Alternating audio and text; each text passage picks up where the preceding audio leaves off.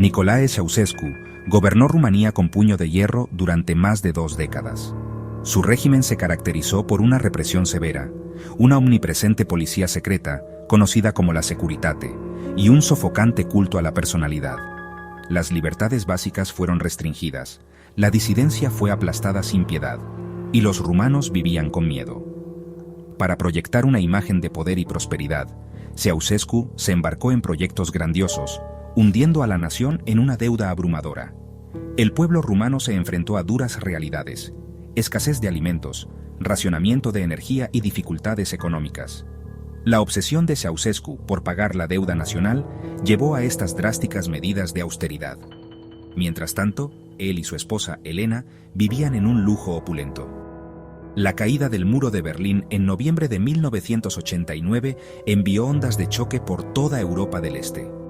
El colapso de otros regímenes comunistas en rápida sucesión ejerció una inmensa presión sobre Ceausescu, quien se mantuvo desafiante y decidido a aferrarse al poder.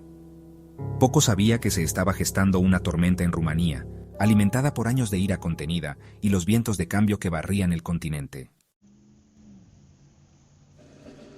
La revolución rumana, aunque rápida y tumultuosa, tuvo un claro punto de inicio: la ciudad de Timișoara. Fue aquí donde el descontento latente con el régimen de Ceausescu finalmente estalló. En diciembre de 1989, László Tokes, un pastor húngaro-rumano, se convirtió en un símbolo de la resistencia. Tokes había criticado abiertamente al gobierno, denunciando sus políticas y exigiendo libertad religiosa. El régimen intentó silenciarlo, pero esto solo alimentó más disturbios.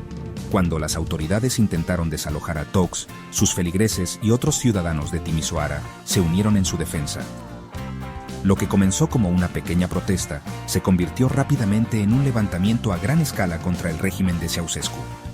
El pueblo de Timișoara, envalentonado por su desafío colectivo, coreó consignas antigubernamentales, exigiendo libertad y democracia. La revolución había comenzado. Ceausescu, sorprendido por el repentino levantamiento en Timișoara, reaccionó con la brutalidad que lo caracterizaba. Ordenó a la Securitate, su temida policía secreta, que aplastara las protestas por cualquier medio necesario. El 17 de diciembre de 1989, la Securitate abrió fuego contra manifestantes desarmados en Timișoara. Decenas de personas murieron y muchas más resultaron heridas en la masacre. Ceausescu creía que al hacer un ejemplo brutal de Timișoara podría sofocar los disturbios. Sin embargo, la violencia tuvo el efecto contrario. La noticia de la masacre, aunque suprimida por los medios de comunicación controlados por el Estado, se extendió como la pólvora por toda Rumanía. La indignación por el derramamiento de sangre en Timișoara alimentó nuevas protestas en Bucarest y otras ciudades. El intento del régimen de silenciar la disidencia había fracasado estrepitosamente, encendiendo una revolución nacional que pronto engulliría al propio Ceausescu. El 21 de diciembre de 1989, un Ceausescu, aparentemente ajeno a la realidad, se dirigió a una manifestación cuidadosamente orquestada en Bucarest. Tenía la intención de pronunciar un discurso típico, lleno de propaganda, reafirmando su control sobre el poder. Sin embargo, la multitud, no intimidada por el miedo, tenía un mensaje diferente para su anciano dictador. Mientras Ceausescu hablaba monótonamente sobre los éxitos de su régimen, abucheos y burlas estallaron entre la multitud. La fachada cuidadosamente construida de apoyo popular se derrumbó ante sus ojos. La televisión estatal, que inicialmente emitía la manifestación en directo, interrumpió abruptamente la transmisión a medida que aumentaban los disturbios. La imagen de Ceausescu, visiblemente conmocionado y luchando por controlar a la multitud, fue un punto de inflexión. Estaba claro que su poder se estaba desvaneciendo. Acestei mari manifestări populare din București, considerând aceasta ca o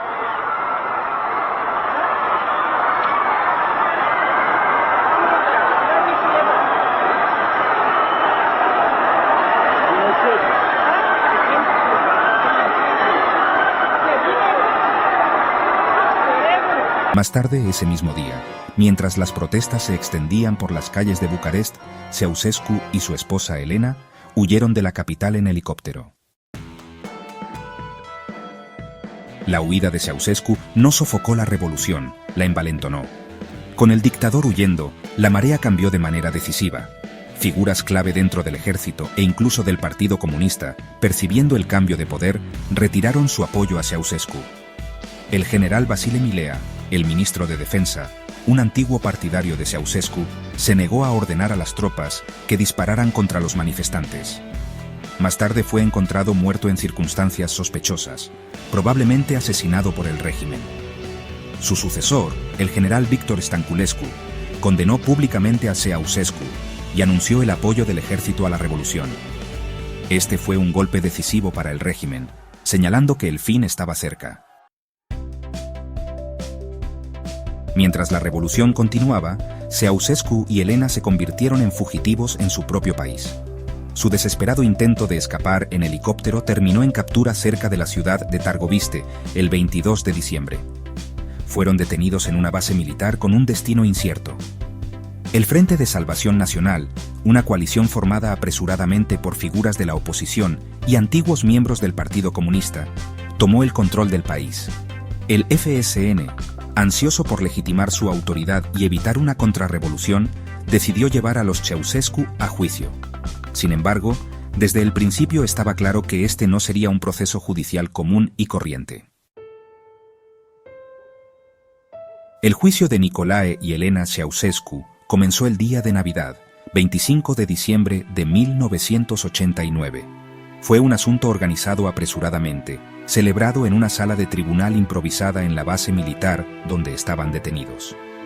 Los cargos imputados eran graves: genocidio, socavar la economía nacional y abuso de poder. Los Ceausescu, desafiantes hasta el final, denunciaron el juicio como ilegal y se negaron a reconocer la autoridad del tribunal. El juicio en sí fue una mera formalidad que duró solo unas pocas horas. El veredicto, una conclusión inevitable, fue culpable de todos los cargos. Nicolae y Elena Ceausescu fueron condenados a muerte. A los pocos minutos de dictarse la sentencia, los Ceausescu fueron conducidos al exterior y ejecutados por un pelotón de fusilamiento. La rapidez y brutalidad de su ejecución, capturada en video y transmitida por todo el mundo, conmocionó a muchos. La ejecución de Nicolae y Elena Ceausescu el día de Navidad de 1989 marcó el final de una era en Rumania. El país había pasado por 12 días tumultuosos que dejaron una marca indeleble en la memoria colectiva nacional. La revolución tuvo un alto precio. Aunque se logró derrocar al régimen comunista, más de 1.100 personas murieron y más de 3.000 resultaron heridas en enfrentamientos con la Securitate y el ejército. El verdadero alcance de la violencia y las identidades de quienes dieron las órdenes de disparar contra civiles siguen envueltos en controversia. Con Ceausescu desaparecido, el Frente de Salvación Nacional asumió el control, prometiendo elecciones democráticas y una ruptura con el pasado. Ion Iliescu, un exfuncionario del Partido Comunista, se convirtió en el presidente provisional del país, dando paso a un periodo de transición e incertidumbre. La Revolución de 1989 fue un evento crucial en la historia de Rumanía. Puso fin a décadas de gobierno comunista, pero también dejó al país lidiando con un legado complejo. Su alcance sigue siendo debatido y reexaminado. Persisten las preguntas sobre la violencia que acompañó al levantamiento, los motivos de quienes tomaron el poder y el ritmo de las reformas democráticas. Los juicios de exfuncionarios comunistas implicados en la violencia han sido lentos y controvertidos. A pesar de los debates y desafíos en curso, la revolución rumana sigue siendo un testimonio del deseo de libertad y del poder de los levantamientos populares. Sirve como recordatorio de que incluso los regímenes más opresivos no son invencibles y que el cambio, aunque tiene un costo, siempre es posible.